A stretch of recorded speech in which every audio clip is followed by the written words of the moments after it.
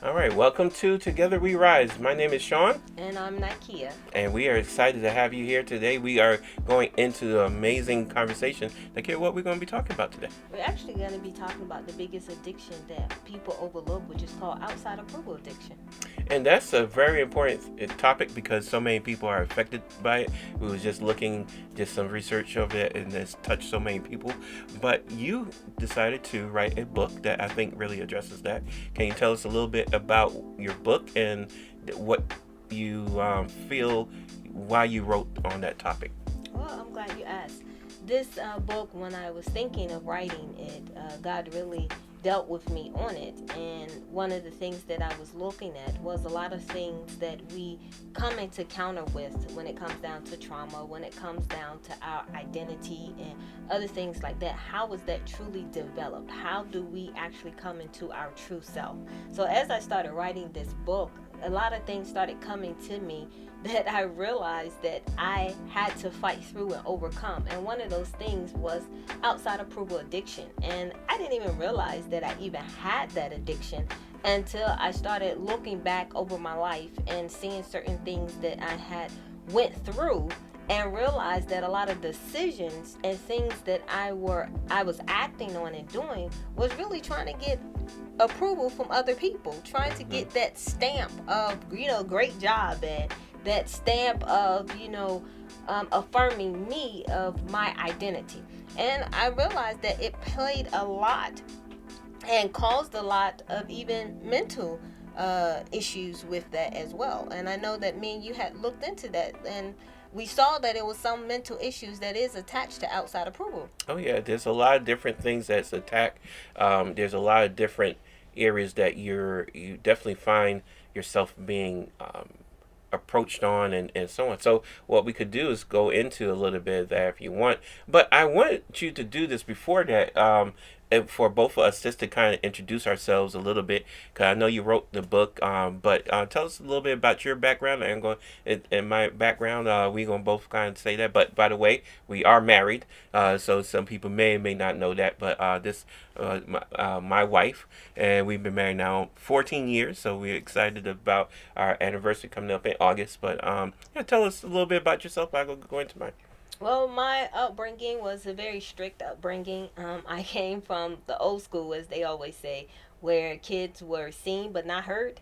And it was always go find something to do when grown people are talking. And the other amazing statement that we always hear is stay out of grown folks' business. So that was my area of growing up with family. Also, when I was born, Sean, I actually had six grandmothers, and most people are shocked to hear that, like six grandmothers. But yeah, it was three grandmothers on my mother's side and three grandmothers on my dad's side, and so I got Hmm. to chance to really get to know my great grandmothers and get a lot of wisdom transferred to me by them.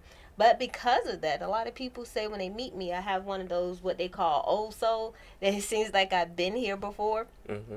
And I also was raised in church, and eventually, as you get older, you kind of stray away, but it brings you right back. So I'm always appreciative of the foundation that I was able to receive as a child from my grandparents, from my grandfathers, as well as my parents, by being rooted and grounded in the word of God. So that's something that's very important to me, is being that guiding light and that shining light for others.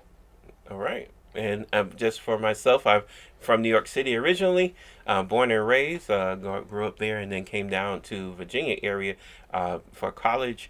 But graduated from Norfolk State, but went into mass communications. Actually, after a little while, got into TV and was in television now from like CBS and UPN, CW TV stations, and then when myself and my wife we got together. This is both our second marriage, and with that part, really we kind of built our financial company and companies actually, and grew very well together. So we built a business that really focuses on financial independence and growth and taxes and growth in that area. So one of the things that we have really built a lot was really around business, growing our family together. We have five kids together. Well, five get together blended, but we all looked them as a crazy family group. But they are very very special. Now, when all that being said, because all that being coming into our topic here of outside approval, and one of the things I think we was talking about in growing up, what some of those things, especially for you, you was the youngest. So how did that play into you needing that outside approval or looking for that approval and how Oh that yes, affected because with that you're always in somebody else's shadow, and that was my thing growing up. The famous saying in my family is, "Why couldn't you be more like?" you? And you can fill in that blank with anybody, and I know that a lot of you all out there can relate to that. It's either why can't you be more like your Hmm. cousin, or why can't you be more like your sister? Oh, you so much like your mom, dad. People are always comparing you to someone else, and it makes you wonder or ask yourself that question: can they really see me, or do they even know that I exist? It's some of the questions that usually come into mind and into play when you're hearing all these comparisons growing up. So, Sean, what about you? Were you compared to a lot of people? No, I was the oldest, so everyone was compared to me. So that's one of those challenges that you young younger people have. But as you know, one of the things that saying though, you're always sometimes you're not doing it outside. Sometimes you're doing it yourself as you see other people succeed, or you seeing how people get certain type of praise or just type of people gravitate to someone.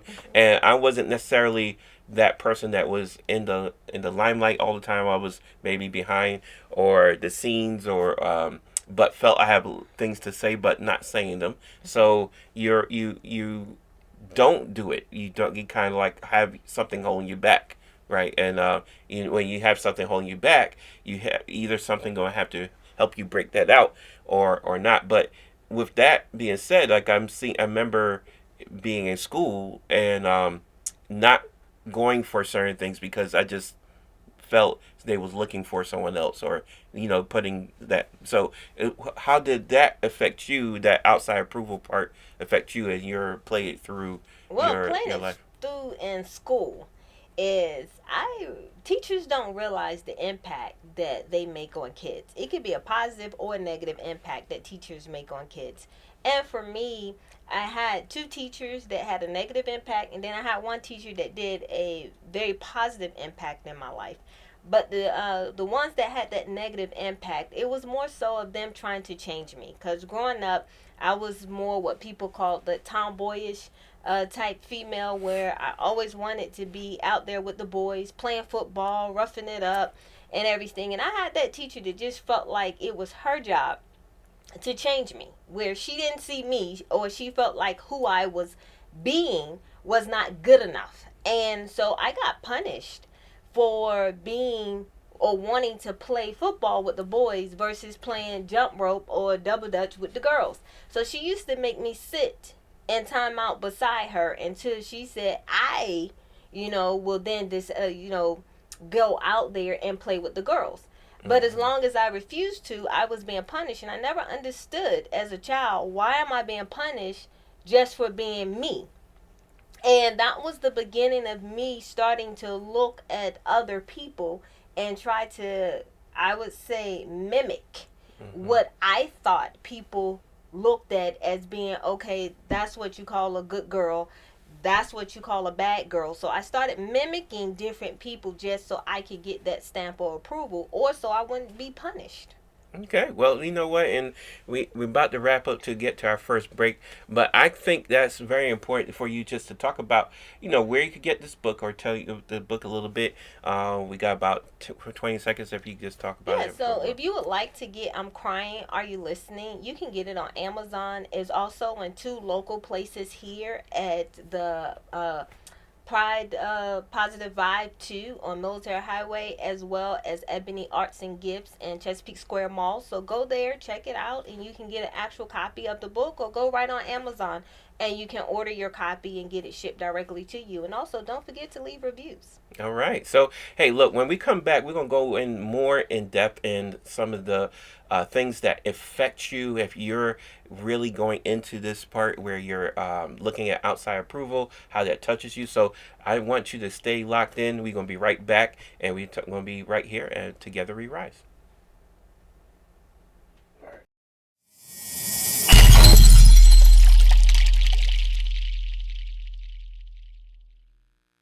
Welcome to Together We Rise podcast show. My name is Sean.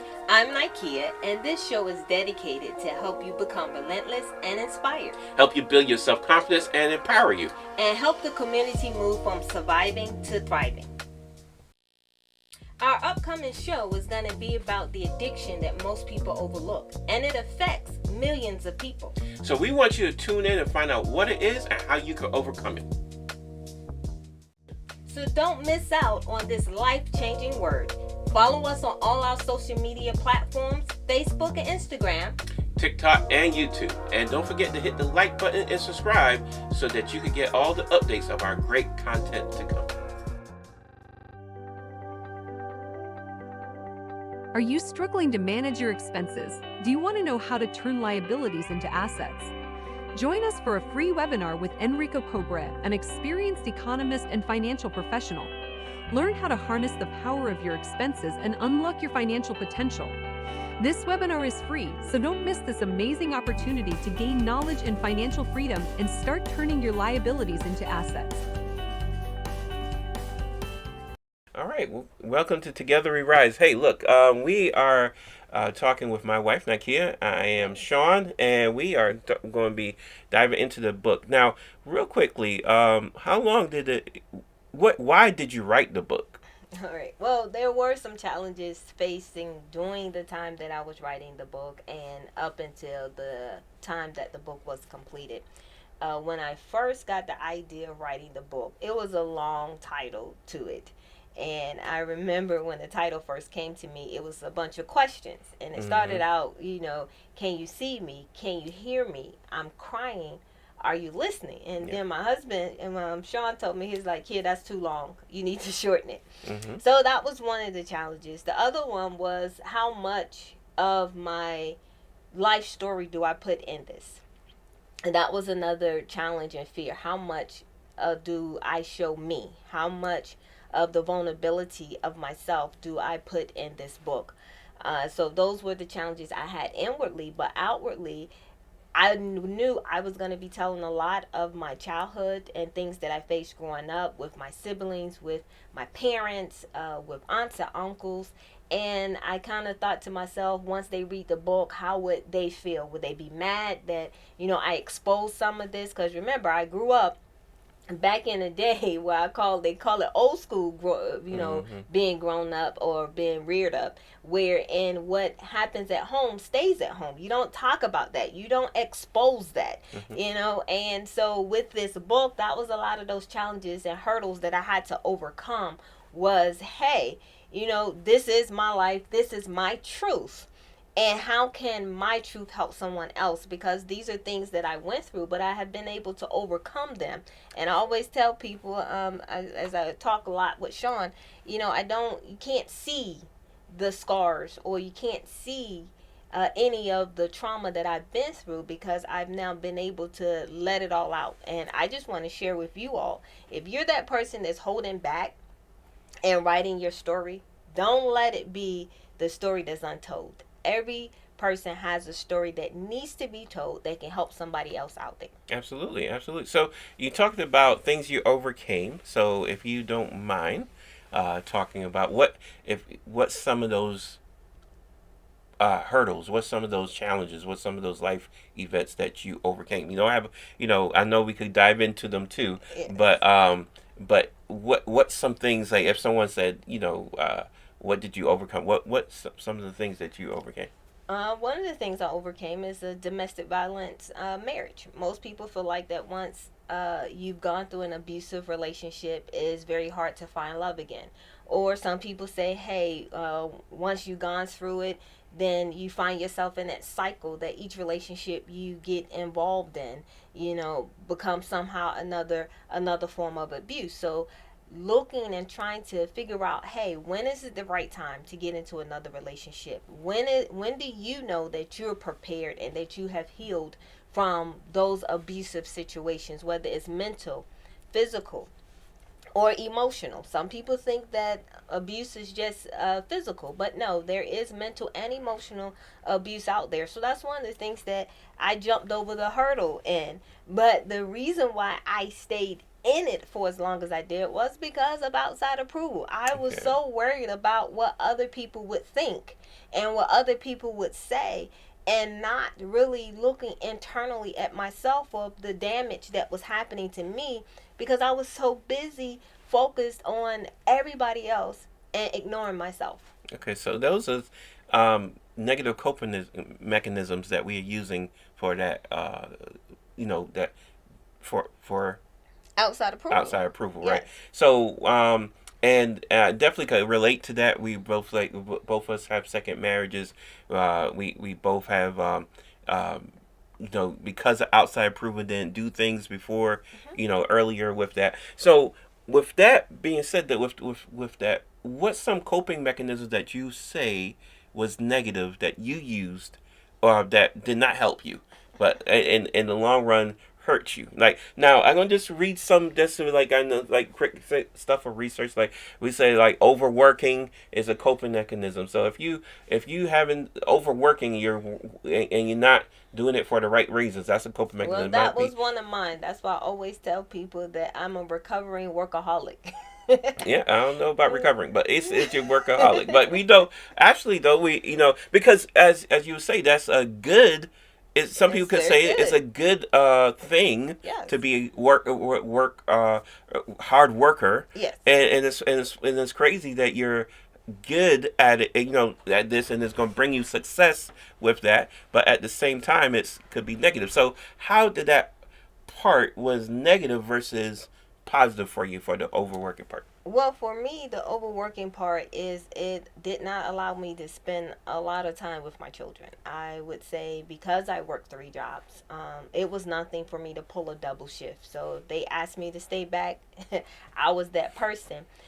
But I realized I missed a lot out of my children's life when they was growing up because I had someone else raising them. So it's positive because the money is coming in, but the negative is that quality time that you could have been there spending with the children. What about you, Absolutely. Sean? Would you say you was ever a workaholic or Well, overworked? well, I think one of the things that I used as a coping mechanism when we're overworking was after the divorce more than during, but it was like I threw myself into the work to overcome some of the things that I felt that I failed at, right? And I was very and is very successful at that that work. But you're using it as something to cope with what you're doing or avoid what is happening, right? And therefore, if you're avoiding it, it's not something that you could address and make better. Right. You can't do that. So absolutely. So overworking was one.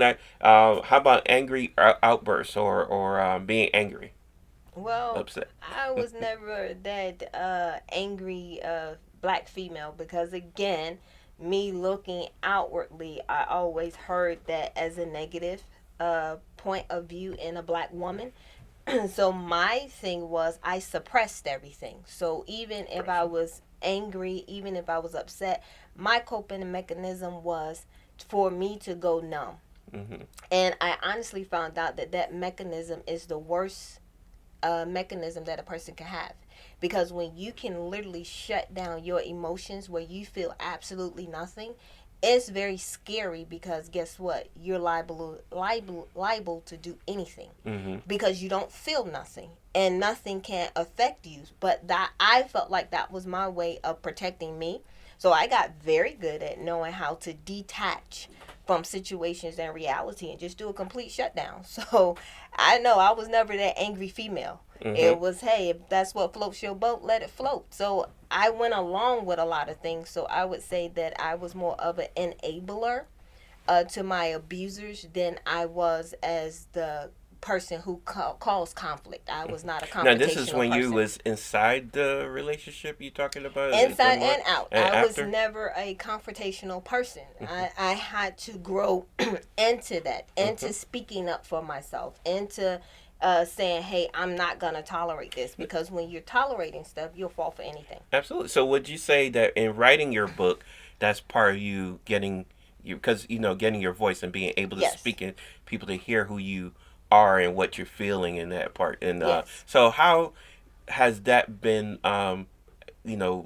cathartic to you? How has that been helping you in It's writing? been very great, because now I don't tolerate nothing. My tolerance for foolishness, my tolerance, and I always tell people, because people do ask me, because my ex-husband was abusive, they do ask me, how do I feel about him? And, do I hold a grudge and everything? And I honestly can say I still have love for my ex-husband. And they be like, well, how can you say that? I said, because I appreciate him from teaching me how to smell bullcrap a mile away. There you go. So now, because he was of a lot of him, bull. Looks like a big bull. because of him, it allowed me to see signs and symptoms Right. and other individuals. So That's true. when they're, are not really having your back, or because I was the type of person that I fed off of what people said and overlooked their actions. So I was more of, because they say it, they're a person of their word, so they should follow through with it, because that's how I am. I'm a woman of my word. If I tell you I'm going to do something,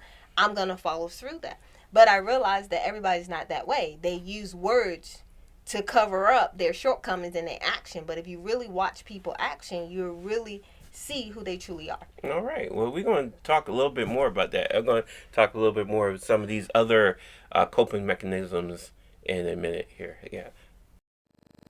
The mission of Emmanuel's Hope Foundation is to provide complimentary and affordable lawn care service for seniors who, due to physical and financial limitations, are unable to maintain their landscape. We not only cut grass, but we're manicuring the lawns of our seniors. Our vision is, with a truck in every city, Emmanuel's Hope Foundation will restore the pride and security in the hearts of seniors by removing the stress of lawn care and replacing it with joy of having a beautiful manicured lawn. The purpose of Emmanuel's Hope Foundation is to honor and give back to the underserved community of senior citizens by spreading love, joy, compassion, one lawn at a time. We will remind seniors we care and value their lives.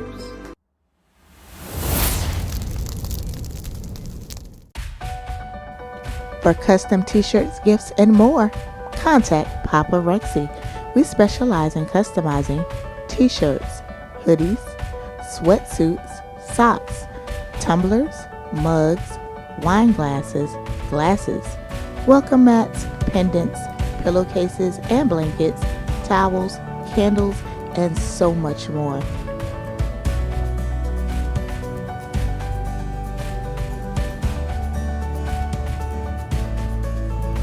Need custom fans made for a graduation or just any occasion? Contact Papa Rexy. Do you need hand towels customized for whatever reason you may have? Don't forget to contact Papa Rexy. Find us on Facebook, Papa Rexy, or Rexy414. Also give me a call, Roster Rexy Collins, at 757-667-1861. Let Papa Rexy turn your ideas into a reality.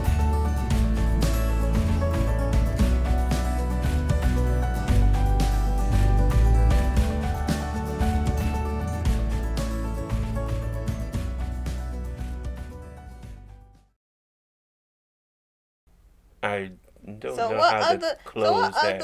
Yeah. coping mechanisms did Let's you have? see. So let's look at the Why are other you trying coping. to I'm kinda trying close to it in? think of this part here. So another coping mechanism they have here is avoidance. Oh, well, that's what I was just talking about. Yeah. How you avoid what you're feeling. You don't express.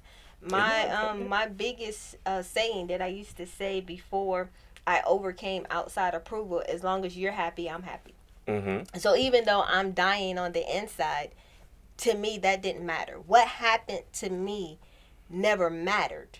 I always looked at it, as long as the people are around me are happy, then that was most important at that time before I overcame the addiction of outside approval. Mm-hmm. So Mm-hmm. I avoided seeing me. I'll put it that way. I didn't like to even look in the mirror because I didn't want to see me.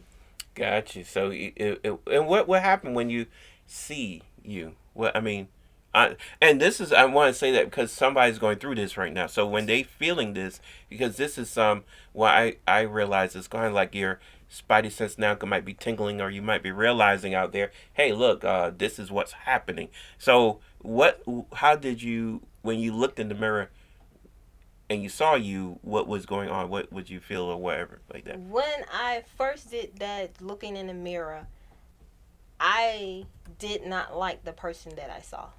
I saw a person that was weak. I saw a person that didn't know who she really was. I saw a person that allowed people to walk over her. I saw a person that felt like she was worthless and didn't deserve love. A lot of that went on when I did that first look in the mirror. Mm-hmm. Okay. And it took a lot of pulling myself up from the bootstrap. I know a lot of times people say, well, I had this person to talk to. I had that person to talk to. Oh, I went here. I went there. I really didn't have no one to talk to. I was like I was always like Seeley on The Color Purple. Tell it to Jesus. Mm-hmm. So I started writing letters to God and doing a lot of journaling. Mm-hmm. Mm-hmm. So in that part, and you seeing that uh, those feelings and so on, uh, what kind of other negative things that can happen to you? And I know you put it in the book. So when you start feeling that way, it can lead you down a road, right? Yeah, it leads you down the road, and some of this stuff I didn't personally deal with, but I realized that it causes a lot of other people as I started talking and interviewing a lot of other women who became addicted to drugs, who became addicted to alcohol. I found out that the root problem of it stemmed from outside approval and not liking who they were. And that's the biggest thing. Trying to find that group that you fit in. Trying to find acceptance, because all you've ever felt is rejected. So you're looking for that group that will accept you. So hey, if I gotta smoke, I look cool. The cool people smoke, so let me smoke. Maybe I can fit in that group.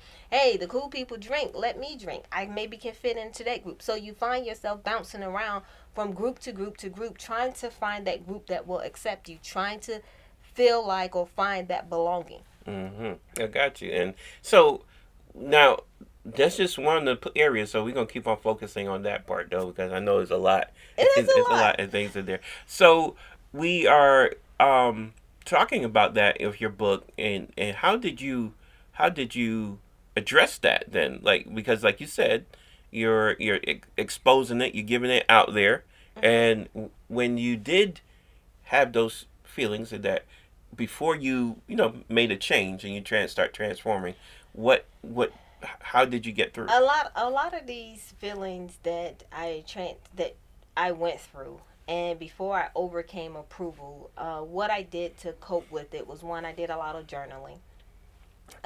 Two, when I started looking in the mirror, I got to the point where I wanted to continue to look in the mirror. But one of the biggest things that stood out to me, and I always revert back to this, because someone asked me a while ago, whatever gave me the strength to leave my ex-husband. Because I left him about 15 times, but I always went back. And people's like, well, what was that final thing that caused you to, leave? And I always remember a huge argument we was having in the car, and he looked at me.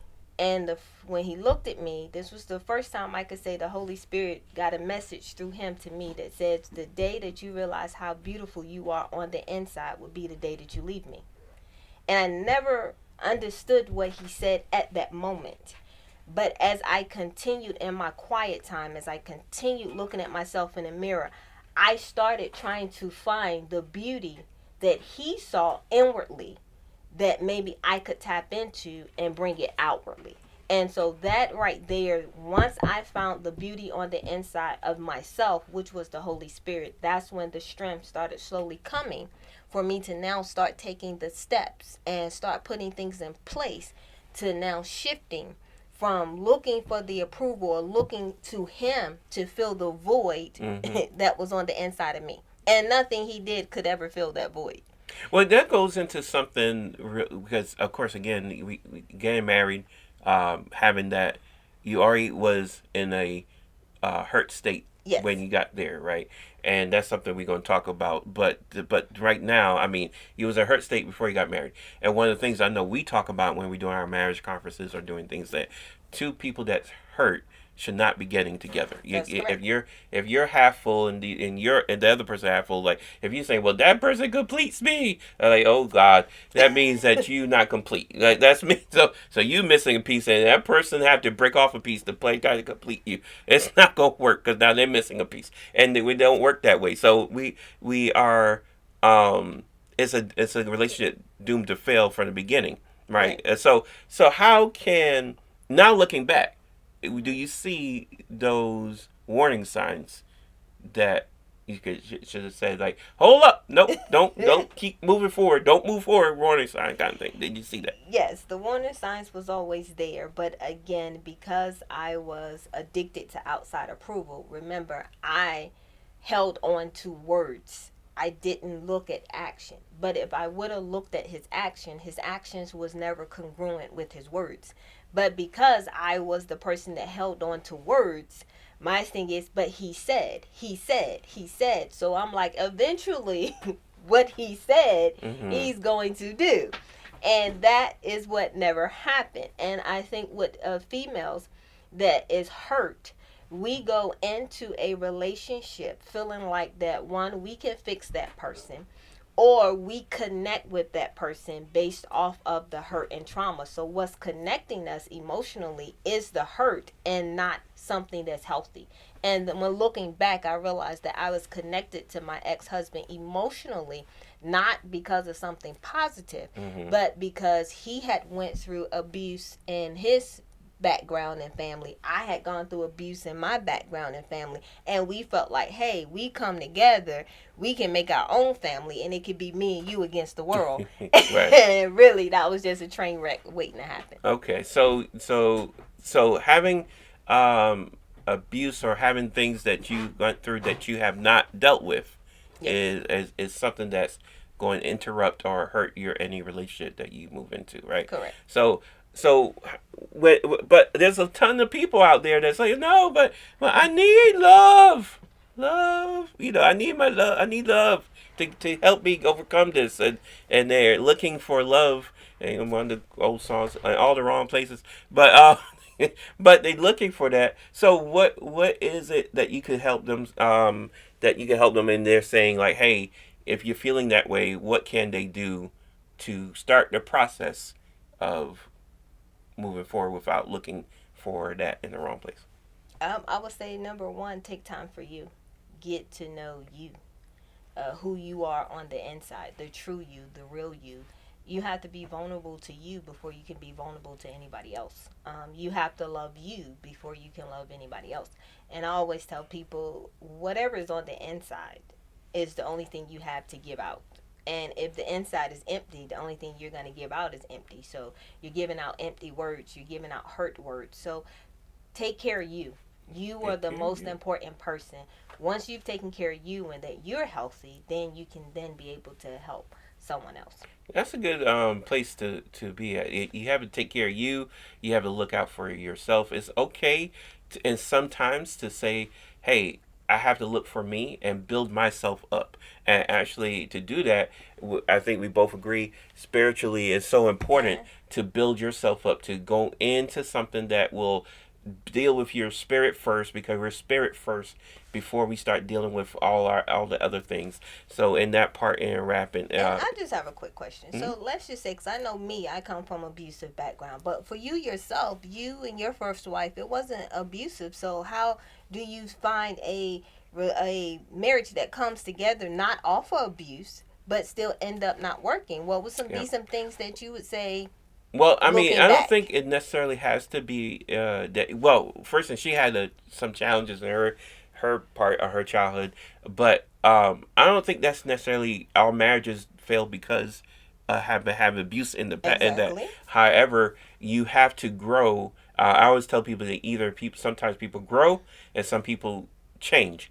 Um, so yeah, growth is important, but it's a decision to grow, and some people change. When I say change, they was on one path and they change. And people don't grow together, or if you want to put that, you don't grow together, and you sometimes diverse in your path because, as they say, if the two people coming together isn't going in the same path, it's doomed not to really keep together. So with that, and if you're in a relationship, and if you're one person is doing something and the other person is doing the exact opposite, it's gonna be hard to grow together. It's gonna be hard to grow together. One person gonna change and one person might grow. And that's hard to keep a relationship when one person's growing and one person's changing And or would trying you to say stay the that same. that had to do with outside approval, with the other person going their way and you going your way? No, no, not for. No, I wouldn't say that. I say that staying in the relationship was an outside approval, right? You're doing things to say, hey, I don't. We both got married young, so you know that I don't want to not get divorced because I'm young, and everybody told me not to get married because you're too young. Well, like now, like this ain't working. But like I mean, I'm gonna just stay here and be miserable together. Right? But you know, that's the things that people do. And you know, people will say, hey, we gonna try to stick it out for the kids, but the kids realize that there's some type of problem going on. They know mom and dad ain't happy, but you all staying together for the kids, right? So, but the kids are not seeing what it takes for a good relationship. So I don't know if that's really a powerful statement for the kids either. So all these different things, I think, as the outside approval part for us was not necessarily how we came in, but why we stayed into something that I think was 7 years, probably too long. But anyway, but that was 14 years, 7 years, too long. So that part we could have wrapped up, and probably both of us would have been a lot happier, in that because if you are not happy, and I said this all the time, if you with someone and you're not, people say this all the time, right? They're with somebody and they used to make me happy, or they was a wonderful person. I'm like, well, if that he's saying used to, or it was looking in the back, and right now they're less than 50%, that person isn't cool. You're not cool with that person. Like less than really, it should be your marriage should be like at least 60% to 70%. I understand you gonna have some challenges, but you should be like, yeah, that person is cool. I mean, they're feeding into you, you're feeding into everything is good, but under 50%, that tank is really dry. I don't know. That's something that you might need you shop for a new one. Anyway, but on that part, and we have I think it was get some great information. We're gonna come back again. Tell us where you could get the book. You can actually get the book at Positive Vibe on Positive Vibe 2 on Military Highway, and also at Ebony's Gift and Art in Chesapeake Square Mall. And you can also order it on Amazon. So go there, check it out, and don't forget to leave a review. Awesome. And also, your website should be up. Yes, it's called NikeaVoice.com. So check me out on NikeaVoice.com. And if you would like to just reach out to me to chat, you can reach out to me at NikeaVoice@gmail.com. Now, we also have all our Together We Rise different social media. Check us out, subscribe, like, share, email, send a carrier pigeon. Let somebody know about our awesome show, and we'll look forward to talking to you again soon. We want to give you a special invitation to our 5th annual Rise Conference, held on July 13th and 14th. Tune in to hear an interview from one of our keynote speakers. Welcome to Together We Rise. I'm Nikia. And I'm Sean, and we are here to talk about the Rise Women's Conference, and we're excited about that. It's going to be July the 13th and the 14th, and we have one of the keynote speakers, Michelle Bryant. How you doing, Michelle? I'm doing great. Great. So, Michelle, tell us a little bit about yourself and what do you do? I am the CEO and principal broker of Ready Real Estate, which focuses on empowering and onboarding new agents as they come into the field of real estate. So would you say that that's your ministry? Yes, that is definitely one of my ministries. It's definitely something that is God-given. I started in 2022 in launching this vision. And again, it's actually helping those that tend to get lost in the shuffle when they come into the field of real estate. They don't know what to do as far as onboarding and training, as well as helping them navigate exactly why they got in the field of real estate. One of my passions in doing that is also meeting with those who has been given those God-sized dreams in the real estate industry, but do not have a firm that's going to help them launch them and help them to navigate them in that path. So that's why Ready Real Estate exists. Wow, it sounds like you have a true passion for that. Absolutely. That's cool. That's cool. So, tell us a little bit about your topic and at the conference. All right, my topic is going to be on relentless, and I'm so excited about that. One of the main things I'm going to be talking about in that term, relentless, is the term unyielding.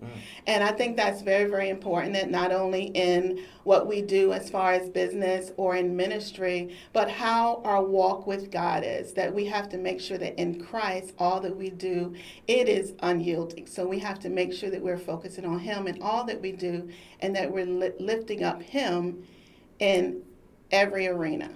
Wow, that. so that is very powerful. Like So that, you yeah. want to make sure that you come out to the Rise Conference. Again, that's going to be on July 13th and the 14th. Now, I know this is our 5th annual Rise Conference, and I know you attended one last year. So how was that for you? It was good. Not only did I attend, but I Yeah, was me also too. the MC Yeah. at that Yes, event. I you really, sure really had a was. good time.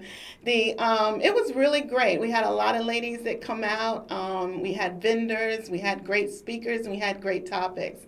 One of the things that I know that's very, very important is that the same way that you came in is definitely going to be different from the same way that you leave. You're going to get exactly what you need, I believe, that's going to help many different areas in your life.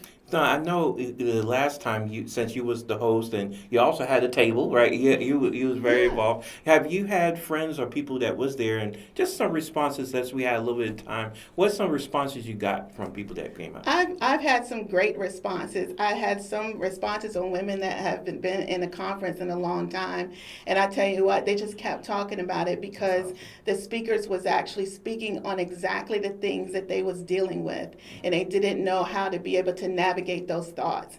But when they heard the speakers be very authentic and candid about their walk with God in those areas, it really opened them up to be more freer themselves in God. So they just kept talking about it. So I hope, and I'm sure they will be attending the next one. Awesome. So, audience, as you heard it yourself from Michelle Bryant, you do not want to miss this conference. So, Michelle, tell them why they should get their tickets now.